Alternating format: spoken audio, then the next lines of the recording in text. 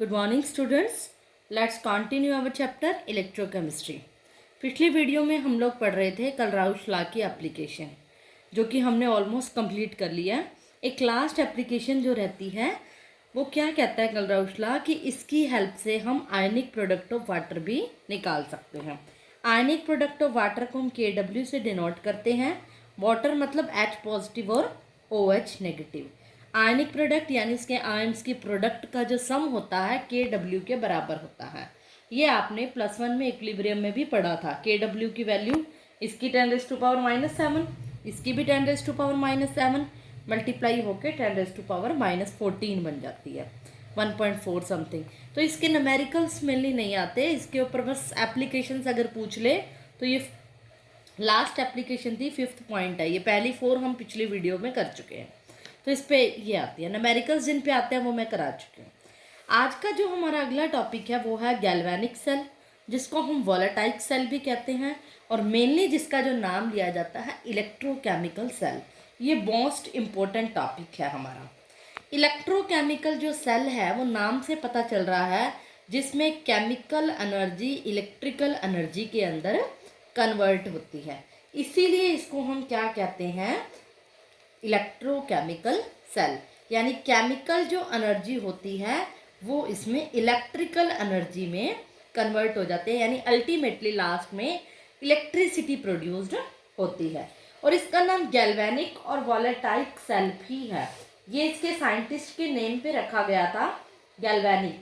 जो उसका साइंटिस्ट का जो नाम था वो था ल्यूगी गैल्वेनी और एलेजेंडो वोल्टा। एलेजेंडो वोल्टा ने मिलकर ये नाम दिया था, इसीलिए इसका नाम गैल्वेनी से गैल्वेनिक सेल, और वोल्टा ने मिलकर दिया था तो इसलिए वोलेटाइक सेल नाम था। अल्टीमेटली होता क्या है, इसमें केमिकल एनर्जी इलेक्ट्रिकल एनर्जी में कन्वर्ट होती है।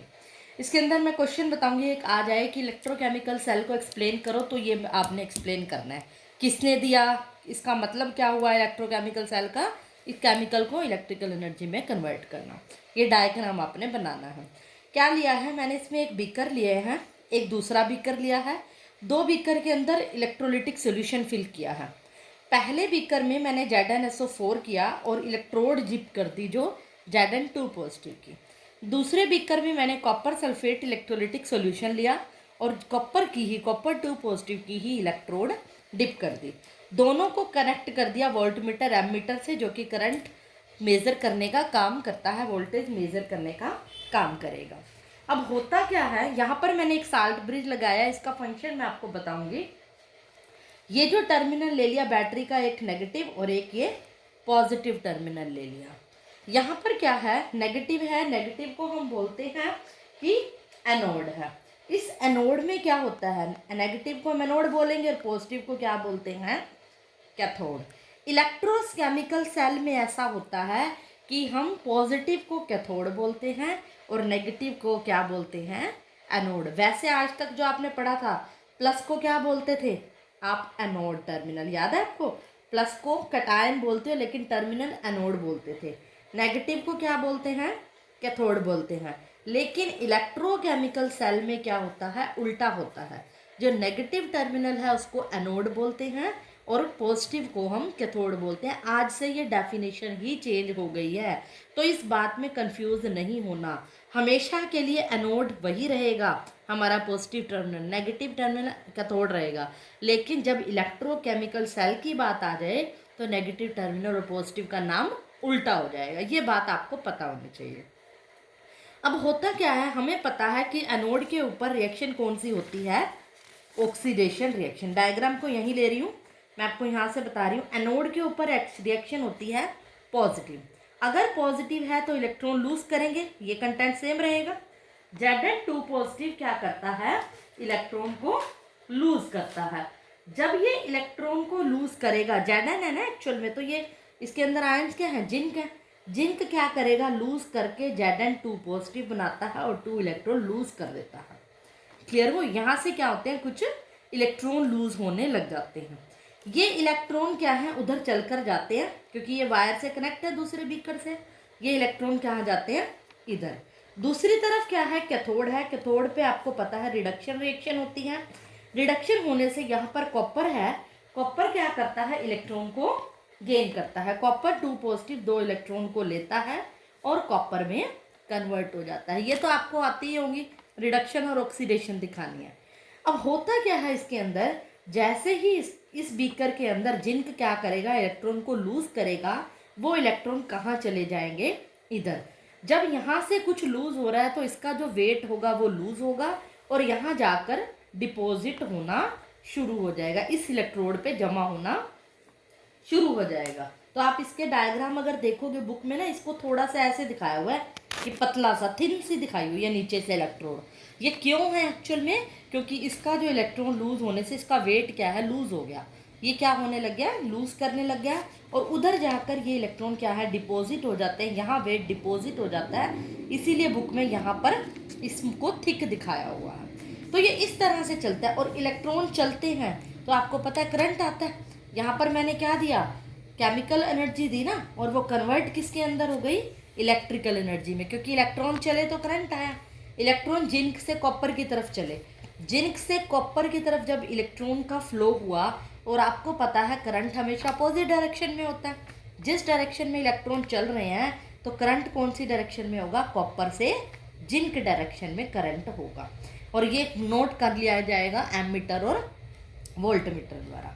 अब बात यह है कि साल्ट ब्रिज क्यों लगाया, यहाँ तो इलेक्ट्रिकल एनर्जी जनरेट होगी, इलेक्ट्रोकेमिकल सेल का काम हो गया। अब क्या था, जब यहाँ पर बहुत सारा क्या है, ऑक्सीडेशन रिएक्शन हो रही है इस बीकर के अंदर, इसको फोकस करो, इसको फोकस करो अच्छे से। इस बीकर के अंदर क्या है, इलेक्ट्रिकल एनर्जी होने पे, मतलब ऑक्सीडेशन रिएक्शन होने पे Zn2 पॉजिटिव बहुत सारे आयन इकट्ठे हो जाएंगे, क्योंकि यहाँ हमें पता है कि ऑक्सीडेशन होनी है। बहुत सारे Zn पॉजिटिव इस बीकर के अंदर क्या होगा, Zn2 पॉजिटिव Zn2 पॉजिटिव इकट्ठे हो जाएंगे। और यहाँ पे क्या होगा, यहाँ पे कॉपर सल्फेट की वजह से कॉपर पॉजिटिव और SO4 नेगेटिव आयन होंगे इस बीकर के अंदर। यहाँ पे क्या होंगे, Zn2 पॉजिटिव और SO4 नेगेटिव। हमें पता रिएक्शन क्या हो रही है, Zn2 पॉजिटिव ज़्यादा हो जाएंगे। और ये इलेक्ट्रॉन जब यहाँ जाएंगे इस कैटायन और एनायन के पास, तो इलेक्ट्रॉन क्या करेगा, इस कॉपर 2 पॉजिटिव को तो न्यूट्रलाइज कर देगा, क्योंकि रिएक्शन होने से बहुत सारे इलेक्ट्रॉन निकलेंगे और इलेक्ट्रॉन हमें पता है किसके पास जाते हैं, प्लस के पास। इसको तो क्या करेंगे, न्यूट्रलाइज कर देंगे, ये तो खत्म हो जाएगा। इस बीकर में ज़्यादा कौन रह जाएगा, SO4 2 नेगेटिव। इस बीकर में ज़्यादा कौन रह गया, Zn2 पॉजिटिव। इस बीकर में बहुत सारे जिंक के आयन होंगे और इस बीकर में SO4 2 नेगेटिव के आयन होंगे। अब क्या लिया जाता है, एक साल्ट ब्रिज ली जाती है। एक्चुअल में ये कांच की एक ट्यूब सी होती है, इस शेप में, यू शेप में ट्यूब सी होती है कांच की। यहाँ से इसके अंदर सोल्यूशन बना के लिक्विड में डालते हैं। लिक्विड ये एक्चुअल में सेमी सॉलिड लिक्विड होता है। सेमी सॉलिड का मतलब जेल टाइप सा, जैसे हेयर जेल होती है ना, बालों में आप लगाते हो, उस टाइप का लिक्विड जो लग जाता है, इसके अंदर फिल किया जाता है। वो किसी भी इलेक्ट्रोलाइट का हो सकता है, KCl का, K2SO4। एक फेमस जो सोल्यूशन लैब में यूज़ किया जाता है, अगर अगार जेल होती है, अगार अगार भी बोल देते हैं कई, अगर अगर भी बोल देते हैं। तो इनमें से किसी भी क्या है, इलेक्ट्रोलाइट की क्या है सोल्यूशन इसमें फिल कर दिया जाता है। ये साल्ट ब्रिज का अलग से बना रही हूँ मैं डायग्राम। साल्ट ब्रिज को इसमें फिल कर दिया। अब मान लो कोई भी ले लिया, K2SO4 ले लिया मान लो, तो उसमें K पॉजिटिव और SO4 2 नेगेटिव आयंस होंगे, K पॉजिटिव और SO4।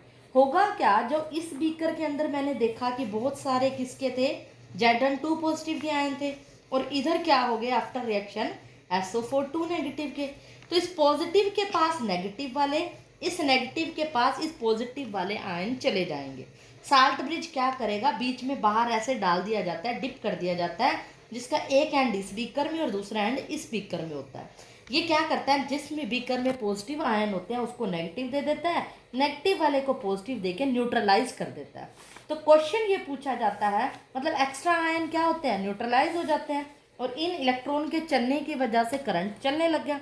इसीलिए यहाँ पे केमिकल एनर्जी इलेक्ट्रिकल एनर्जी में कन्वर्ट होगी, इसीलिए इसको इलेक्ट्रोकेमिकल सेल कहते हैं। और इस साल्ट ब्रिज का कई बार फंक्शन पूछा जाता है, इंपॉर्टेंट क्वेश्चन है, कई बार सिर्फ क्वेश्चन पूछा ही यही जाता है, what is the function of salt bridge. ये तो बहुत रेयर आता है कि एक्सप्लेन करो इलेक्ट्रोकेमिकल सेल को। क्वेश्चन सीधा ये पूछता है कि साल्ट ब्रिज का फंक्शन बताओ। तो इसका फंक्शन क्या है, to maintain the electrical neutrality of the cell. इसने क्या किया, जो इलेक्ट्रोकेमिकल सेल था उसको क्या कर दिया, न्यूट्रलाइज कर दिया, मतलब इसके अंदर फालतू के कैटायन एनायन को खत्म कर दिया पॉजिटिव और नेगेटिव आयन देके। इसके पास प्लस और नेगेटिव दोनों तरह के आयन थे और ये क्या कर दिया, न्यूट्रल कर दिया, ये फालतू के आयन खत्म हो गए।